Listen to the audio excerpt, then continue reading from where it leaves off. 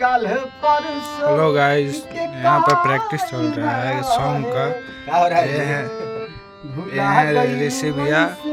जैसे भाई न रहे। देखिए ठंडा। और हम लोग कहाँ हैं जी? स्टूडियो यार, रिकॉर्डिंग स्टूडियो। यार स्टूडियो में है और अभी रियाज चल था गाना के झूठिया।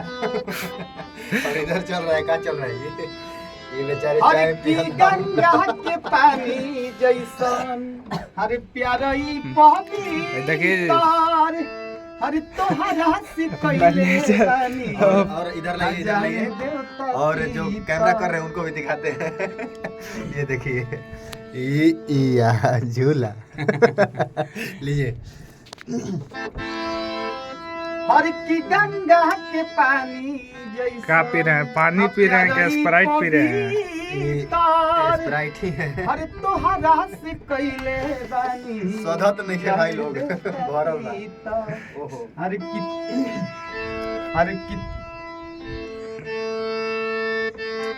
हर की तो से पहिले केहू दिल में हमारा